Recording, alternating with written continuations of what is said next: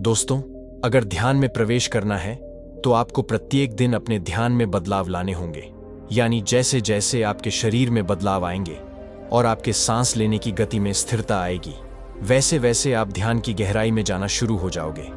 आप जितना भी समय ध्यान में बिताते हैं, उसके प्रभाव आपकी बॉडी या शरीर पर आ रहे हैं, तो आपका ध्यान बिल्कुल सही दिशा में है। लेकिन अगर आप बहुत ही लंबे समय से ध्यान करने का प्रयास कर रहे हैं, उसके बावजूद भी आपको ध्यान में कोई आनंद महसूस नहीं हो रहा और आप ध्यान करते करते अपने ही विचारों खो जाते हो, कभी आपका ध्यान में मन ही नहीं लगता, तो ऐसा आपके साथ में क्यों हो रहा है? क्योंकि आप लोगों को कभी भी ध्यान करने की टेक्निक बताई नहीं जाती। आप लोग केवल अपनी आंखें बंद कर लेते हो, ध्यान में जाने का प्रयास कर लेते हो। ऐसे तो आप लोग सालों साल ध्यान के अनुभव नहीं कर पाएंगे। इसलिए बिल्कुल सिंपल मेथड आपको मेडिटेशन के करने होंगे, और एक नहीं 10 से अधिक टेक्निक्स आपको ध्यान में जाने की अपनानी होगी। उनमें से कोई एक टेक्निक्स आपके लिए काम कर जाती है, क्योंकि सभी का शरीर एक जैसा नहीं होता है। कभी आपने सोचा है कि जब ध्यान करते हो तो आपके शरीर में चलने वाले सांस आपका ध्यान समाधि तक बिल्कुल सरलता से कैसे पहुंचाते हैं? लेकिन ध्यान करने का जो सबसे बड़ा नियम है वह है समय। अगर आप ध्यान करने का सही समय नहीं चुन पा रहे हैं तो ध्यान में काफी कठिनाइयां आपके साथ हो सकती हैं। जो बड़े ही लंबे समय से ध्यान करते आ रहे हैं, लेकिन अभी उनका ध्यान उन्हें गहराई का अनुभव नहीं करवा रहा है, तो ऐसी स्थिति में आपको आवश्यकता पड़ती है कुछ नया अपनाने की, जो हम आपको आज इस वीडियो में बताएंगे। हम आपको बताएंगे कि कैसे आप बड़ी सरलता से प्रवेश कर सकते हो। लेकिन यह जो विधि है, उसके कुछ नियम भी हम आपको बताने वाले हैं। साथ ही इस ध्यान विधि को करने से आपके शरीर में पहले दिन से ही ध्यान के अनुभव आपको प्राप्त हो सकते हैं। लेकिन यह विधि आपको 10 दिन लगातार करनी होगी। ध्यान करने से पहले आपको अपनी सांसों को पहचानना होगा। आप लोग हैरान हो जाओगे कि यह विधि आपको ध्यान से समाधि तक ले जा सकती है। अगर आप निरंतर सांसों की विधि का प्रयोग अपने ध्यान में करते हैं तो आपका ध्यान आपके जीवन को बदल सकता है। आइए जानते हैं कैसे। सबसे पहले मैं आपको बताना चाहता हूं कि आपका शरीर, जिसमें 72,000 नाड़ियां काम करती है, और वह नाड़ियों आपके शरीर में रक्त संचार और सांस को सही रूप से आपके शारीरिक अंगों तक पहुंचाती है। लेकिन अगर हमारी नाड़ी कमजोर है तो हमें ध्यान में काफी कठिनाइयां महसूस हो सकती है, और 72,000 नाड़ियों का ध्यान में बहुत बड़ा बलिदान होता है। क्योंकि ध्यान में आपके शरीर का रक्त संचार बिल्कुल सही दिशा में जाना चाहिए और आपके श्वास भी सही रूप में चलने चाहिए। एक गहरा और लंबा लिया हुआ सांस आपके पूरे शरीर में फैलता है। अगर आप अपने ध्यान में इस सांस को महसूस कर लेते हैं कि यह सांस कैसे आपके पूरे शरीर में भ्रमण कर रहा है, तो उसी दिन से आपकी ध्यान में यात्रा करने की शुरुआत हो जाती है। और इस यात्रा को करने के लिए आपको अपने सांसों के साथ जुड़ना होगा। आपको गहरे ध्यान में जाने के लिए अपने सांसों का सहारा लेने की आवश्यकता है। जब आपकी सांस आपकी इड़ा नाड़ी और पिघला नाड़ी से होते हुए, यानी आपके नाक के दाएं और बाएं छेद से जो सांस आपके शरीर में जाता है, आपको वहीं से अपने सांसों के साथ जुड़ जाना है। यही 10 दिन का प्रयास आपको करना होगा कि आप अपने सांसों के साथ जुड़ सके और अपने शरीर के हर उस अंग को महसूस कर सके जहां पर आपका सांस पहुंच रहा है। अब सबसे पहले बात आती है सही मुद्रा में बैठने की। ध्यान में बैठने के लिए आपको सुखासन मुद्रा का इस्तेमाल करना चाहिए, या फिर अगर आपकी पीठ में दर्द रहता है या किसी भी प्रकार की कोई समस्या है या जिसकी वजह से आपकी पीठ में दर्द बनता है, तो आप इस ध्यान को लेटकर भी कर सकते हैं। केवल एक बात आपको याद रखनी होगी कि जब आप अपने ध्यान में प्रवेश करना चाहते हैं और ध्यान की शुरुआत करते हैं, तो आपके रीढ़ की हड्डी बिल्कुल सीधी रहनी चाहिए। क्योंकि जब आपके शरीर में सांस अंदर की तरफ जाता है तो आपके शरीर में वह सीधा प्रवेश करता है और सीधा आपके मूलाधार चक्र के पास जाकर टकराता है। वहां पर एक ऊर्जा पैदा करता है, जो ऊर्जा सुषुम्ना नाड़ी, यानी आपकी रीढ़ की हड्डी के पास एक ऐसी नाड़ी है जिसके अंदर एक लिक्विड भरा हुआ है, यानी उस लिक्विड को शारीरिक ऊर्जा भी कहा जाता है। और इस नाड़ी की शुरुआत आपकी मूलाधार चक्र के पास से होती है और उसकी समाप्ति आपके सहस्रा चक्र के पास जाकर होती है। और जब आपका सांस इस नाड़ी के ऊपर प्रेशर डालता है तो सुषुम्ना नाड़ी के अंदर का लिक्विड ऊपर की तरफ चला जाता है, और जब यह लिक्विड ऊपर की तरफ उड़ता तो आपका ध्यान अपने आप ही गहरा होता चला जाता है। यह तो पता चला गया कि कैसे यह विधि आपके लिए काम करेगी, जो अब हम आपको बताने जा रहे हैं। ध्यान में प्रवेश करने के लिए 10 दिन का अभ्यास आप लगा कीजिए। आपको पता भी नहीं चलेगा कि कब आपका ध्यान में अचानक ही प्रवेश हो गया। अब आपको पहले 5 दिन ध्यान के दौरान अपने शरीर की आवाजों को महसूस करना है। यानी जब आप ध्यान करते हो तो आपको आपके शरीर के भीतर जो भी हलचल महसूस होती है, इस हलचल को केवल आपको महसूस करते रहना है। उसे ध्यान के दौरान बंद आंखों से देखने का प्रयास करना है।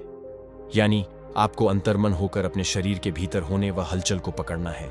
आपको इस दौरान अपने दिल की धड़कन महसूस होगी, उसकी आवाजें आप सुनते रहे और उसके बाद आपको अपने शरीर के किसी भी अंग में अगर कोई हलचल महसूस हो रही है तो उसे अंदर ही अंदर देखते रहे और महसूस करते रहे। जैसे किसी शरीर के हिस्से में चींटियों का काटना, वह परेशान होना, और काफी व्यक्तियों को तो अपने पीठ से आवाज आती हुई महसूस होती है।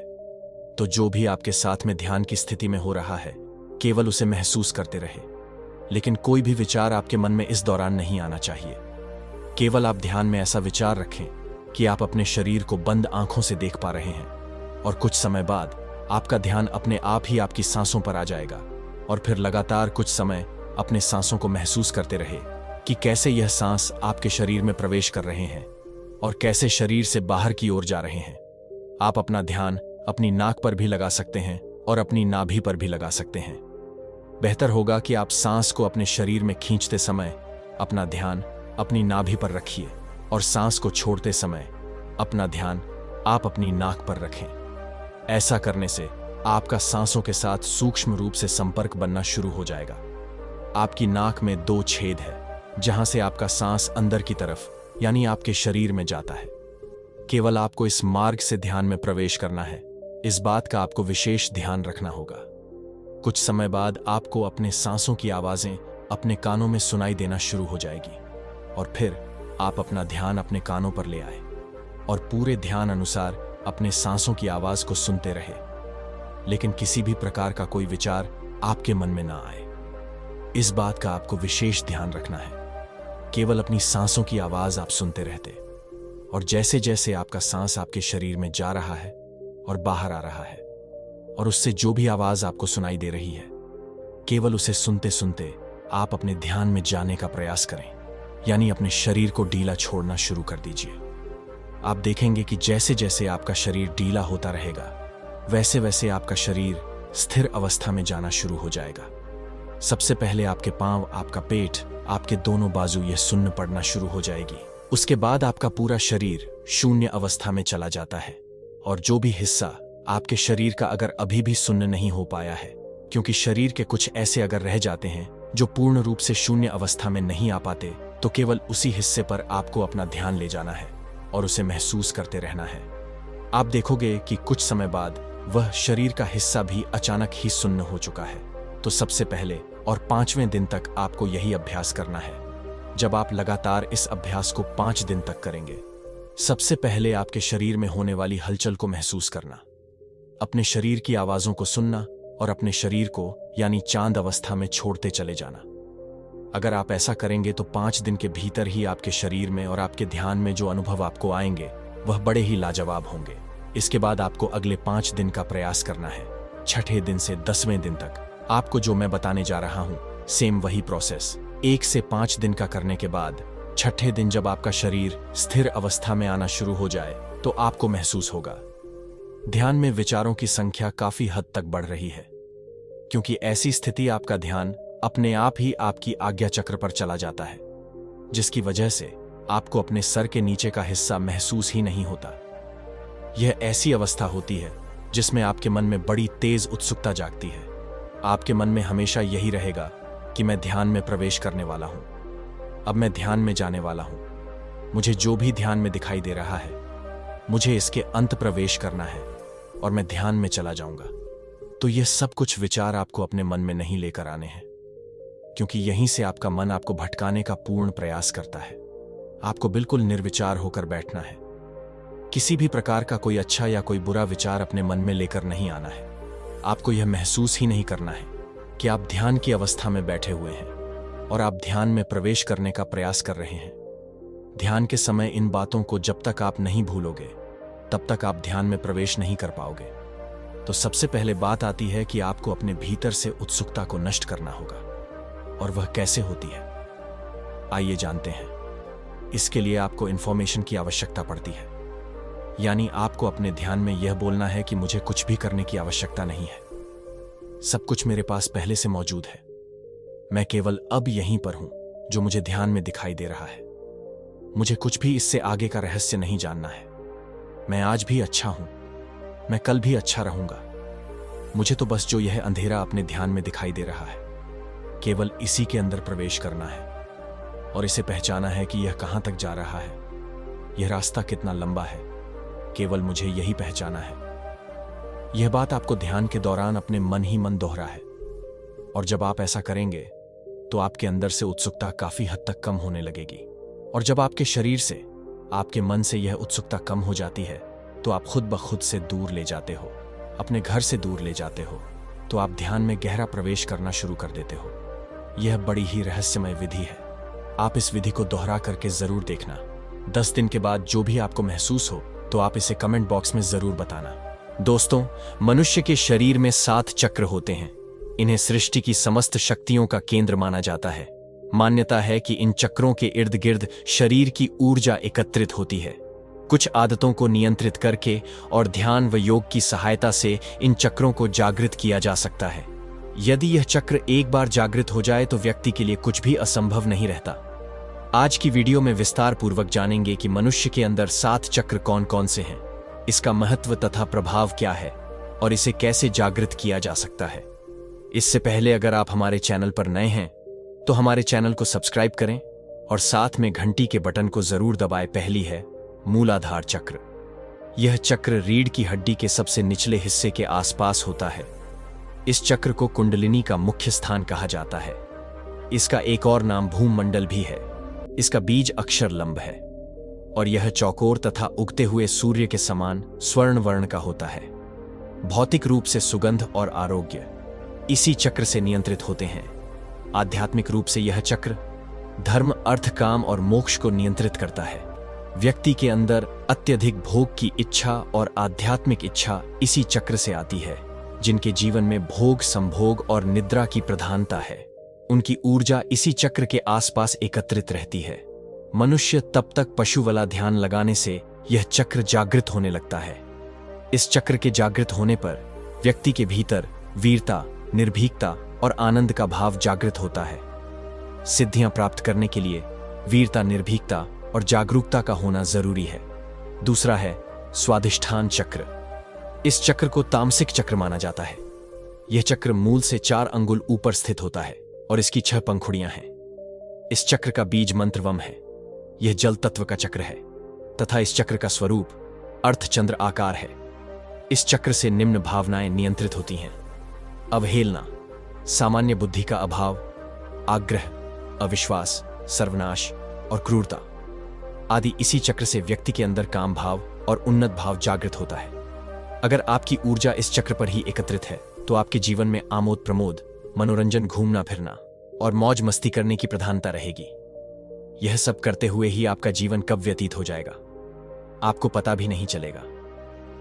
जीवन में मनोरंजन जरूरी है, लेकिन मनोरंजन की आदत अच्छी नहीं होती।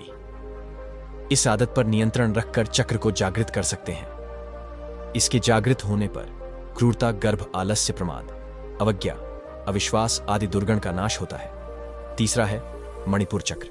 यह चक्र नाभि के ठीक पीछे रीढ़ की हड्डी पर स्थित होता है। यह चक्र 10 पंखुड़ियां वाला होता है तथा इस चक्र का बीज मंत्र रम है। इस चक्र की आकृति त्रिकोण है और रंग के समान लाल है। यह चक्र ऊर्जा का सबसे बड़ा केंद्र है। यहीं से सारे शरीर में ऊर्जा का संचरण होता है। यह अग्नि तत्व को नियंत्रित करता है और राजसिक गुणों से संपन्न है। इस चक्र से निम्न वृत्तियां नियंत्रित होती हैं: लज्जा, दुष्ट भाव, ईर्ष्या, सुषुप्ति, विषाद, कृष्णा, मोह, घृणा, भय आदि। मन या शरीर पर पड़ने वाला प्रभाव सीधा मणिपुर चक्र पर पड़ता है। जिस व्यक्ति की चेतना या ऊर्जा यहां एकत्रित रहती है उसे काम करने की धुन से रहती है। ऐसे लोगों को कर्मयोगी कहते हैं तथा यह लोग दुनिया का हर कार्य करने के लिए तैयार रहते हैं। अपने कार्य को सकारात्मक आयाम देने के लिए इस चक्र पर ध्यान लगाकर पेट से श्वास लेने से यह चक्र जागृत होता है। इस चक्र के जागृत होने से तृष्णा, ईर्ष्या, चुगली, लज्जा, भय, घृणा, मोह आदि दूर हो जाते हैं। यह चक्र मूल रूप से आत्मशक्ति प्रदान करता है। चौथा है अनाहत चक्र। यह हृदय के बीचों बीच रीढ़ की हड्डी पर स्थित होता है। इस चक्र में 12 पंखुड़ियां होती हैं तथा इस चक्र को सौरमंडल भी कहा जाता है। इसका आकार षटकोण है और इसका वर्ण हल्का हरा है। इस चक्र का बीज मंत्र यम है। इस चक्र से निम्न प्रकार की वृत्तियां नियंत्रित होती हैं: आशा, चिंता, चेष्टा, ममता, दंभ, विवेक, विकल अहंकार आदि मानसिक अवसाद की दशा में इस चक्र पर गुरु ध्यान और प्राणायाम करना अद्भुत परिणाम देता है। आध्यात्मिक रूप से यह चक्र धर्म, अर्थ, काम और मोक्ष को नियंत्रित करता है। व्यक्ति के अंदर अत्यधिक भोग की इच्छा और आध्यात्मिक इच्छा इसी चक्र से आती है। जिनके जीवन में भोग, संभोग और निद्रा की प्रधानता है, उनकी ऊर्जा इसी चक्र के आसपास एकत्रित रहती है। मनुष्य तब तक पशु वरुला ध्यान लगाने से यह चक्र जागृत होने लगता है। इस चक्र के जागृत होने पर व्यक्ति के भीतर वीरता, निर्भीकता और आनंद का भाव जागृत होता है। सिद्धियां प्राप्त करने के लिए वीरता, निर्भीकता और जागरूकता का होना जरूरी है। दूसरा है स्वादिष्ठान चक्र। इस चक्र को तामसिक चक्र माना जाता है। यह चक्र मूल से 4 अंगुल ऊपर स्थित होता है और इसकी 6 पंखुड़ियां हैं। इस चक्र का बीज मंत्र वम है। यह जल तत्व का चक्र है तथा इस चक्र का स्वरूप अर्थ चंद्राकार है। इस चक्र से निम्न भावनाएं नियंत्रित होती हैं: अवहेलना, सामान्य बुद्धि का अभाव, आग्रह, अविश्वास, सर्वनाश और क्रूरता आदि। इसी चक्र से व्यक्ति के अंदर काम भाव और उन्नत भाव जागृत होता है। भौतिक ध्यान, कल्याण, महान कार्य, ईश्वर में समर्पण, विश्व और अमृत आदि। यह चक्र आकाश तत्व और 8 सिद्धियों से संबंध रखता है तथा संगीत के 7 सुर इसी चक्र द्वारा उत्पन्न होते हैं। कुंडली शक्ति का जागरण होने से जो ध्वनि आती है वह इसी चक्र से आती है। इस चक्र के गड़बड़ होने से वैज्ञानिक रूप से थायराइड जैसी समस्याएं और वाणी की विकृति पैदा होती है। यह चक्र और भी उच्चतम आध्यात्मिक अनुभूतियां देता है तथा सारी की सारी सिद्धियां इसी चक्र में पाई जाती हैं। सामान्य तौर पर यदि आपकी ऊर्जा इस चक्र के आसपास एकत्रित है तो आप अति शक्तिशाली होंगे। कंठ में संयम करने और ध्यान लगाने से यह चक्र जागृत होने लगता है। मनुष्य को इसके जागृत होने पर 16 कलाओं और 16 विभूतियों का ज्ञान हो जाता है। इसके जागृत होने से जहां भूख और प्यास को रोका जा सकता है, वही मौसम के प्रभाव को भी रोका जा सकता है। छठा चक्र है आज्ञा चक्र। यह दोनों भोह के बीच स्थित में होता है। यह चक्र 2 पंखुड़ियां वाला होता है। एक पंखुड़ी काले रंग की है और दूसरी पंखुड़ी सफेद रंग की है। सफेद पंखुड़ी ईश्वर की ओर जाने का प्रतीक है और काली पंखुड़ियों का अर्थ सांसारिक की ओर जाने का प्रतीक है। इस चक्र के 2 अक्षर और बीज मंत्र ओम है। इस चक्र का कोई ध्यान मंत्र नहीं है क्योंकि यह 5 तत्वों और मन से ऊपर होता है। इस चक्र पर मंत्र का आघात करने से शरीर के सारे चक्र नियंत्रित होते हैं। इस चक्र पर इड्डा, पिंगला और सुमना आकर खुल जाती है और मन मुक्त अवस्था में पहुंच जाता है। सामान्य तौर पर जिस व्यक्ति की ऊर्जा यहां ज्यादा सक्रिय होती है, ऐसा व्यक्ति बौद्धिक रूप से संपन्न, संवेदनशील और तेज दिमाग का बन जाता है। लेकिन वह सब कुछ जानने के बावजूद मौन रहता है। घरे कुटी के मध्य ध्यान लगाते हुए साक्षी भाव में रहने से यह चक्र जागृत होने लगता है। यहां अपार शक्तियां और सिद्धियां निवास करती हैं।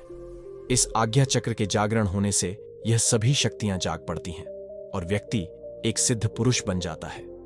7वां है सहस्रार चक्र। यह मस्तिष्क के सबसे ऊपरी हिस्से अर्थात जहां छोटी रखते हैं वहां पर स्थित होता है। यह सहस्त्र पंखुड़ियों वाला होता है और बिल्कुल उजले सफेद रंग का है। इस चक्र का ना तो कोई ध्यान मंत्र है और ना ही कोई बीज मंत्र। इस चक्र पर केवल गुरु का ध्यान किया जाता है। कुंडलिनी जब इस चक्र पर पहुंचती है तब जाकर वह साधना की पूर्णता पाती है और मुक्ति की अवस्था में आ जाती है। इसी स्थान को तंत्र में काशी कहा जाता है तथा इस स्थान पर सद्गुरु का ध्यान या कीर्तन करने से व्यक्ति के मुक्ति मोक्ष का मार्ग सहज हो जाता है। यदि व्यक्ति यम नियम का पालन करते हुए यहां तक पहुंच गया तो वह आनंदमय शरीर में स्थित हो जाता है। ऐसे व्यक्ति को संसार, संन्यास और सिद्धियों से कोई मतलब नहीं रहता है। लगातार ध्यान करते रहने से मनुष्य जब मूलाधार चक्र से होते हुए सहस्त्र तक जागृत कर लेता है तब वह व्यक्ति परमहंस के पद को प्राप्त कर लेता है। मित्रों, मन भी एक चक्र है और मन से बड़ा कोई चक्र, कोई शक्ति नहीं है। सभी धर्म एवं संस्कृतियों में यह एक विस्तृत समझ है कि हमारे जीवन में जो भी दुख या तकलीफें हैं वह हमारे अपने ही कर्म का फल है, और वैसे ही कोई भी लाभ, हानि, खुशी, प्रेम और संतुष्ट का आधार भी कर्म है। परंपरागत रीति से समय चक्र अपने 4 भागों के साथ घूमता रहता है, जो मन स्थिति के परिवर्तन का प्रतीक है। उस विशेष समय अवधि में देखा जाए तो चक्र की कोई शुरुआत या अंत नहीं है। क्रियाएं और प्रतिक्रियाओं की एक निरंतर एवं शाश्वत कड़ी है, जिसकी गुणवत्ता हमारे अपने हाथ में है। बदलती रथ तथा तत्वों की अखंड समय के साथ पृथ्वी का बाह्य स्वरूप बदल देते हैं। प्रकृति के भ्रष्ट होने के पीछे का प्रेरक स्रोत है मनुष्य का मन। जब मनुष्य का मन शुद्ध, पवित्र और उसकी सोच उच्च होती है, तब पृथ्वी भी सुग और सब्ज होती है। इसके विपरीत जब मनुष्य की सोच अशुद्ध और नीच होती है, तो पृथ्वी का अस्तित्व भी प्रदूषित और भ्रष्ट हो जाता है। जब मनुष्य अपना दैनिक जीवन इस समय चक्र की स्मृति में रहकर व्यतीत करता है, वह एक विस्तृत दृष्टिकोण में निरंतर बनाए रखता है। ऐसे मनुष्य को यह आभास रहता है कि उसकी सोच और कर्म का उसके निजी जीवन की गुणवत्ता पर क्या असर पड़ने वाला है। इस तरह मनुष्य जीवन के प्रांगण में पर्वत शिखर पर खड़े होकर अपने जीवन की विहंगम दृश्य का ना देखने का आनंद लेते हैं, बल्कि अपने जीवन में कब और कैसे आगे बढ़ा जाता है, इस बात की भी समझ रखते हैं। प्रत्येक मनुष्य स्वयं ही अपने भाग्य का निर्माता है। जो मनुष्य इन 7 चक्र को जागृत के साथ मन को भी नियंत्रित कर लेता है, उसके लिए इस दुनिया में कुछ भी असंभव नहीं है। मित्रों, अगर आपने हमारी प्रस्तुति को अंत तक देखा है तो कृपया हमें कमेंट्स में जरूर बताएं कि यह प्रस्तुति आपको कैसी लगी, और अब तक हमारे चैनल को सब्सक्राइब नहीं किया है तो सब्सक्राइब कर लें। धन्यवाद।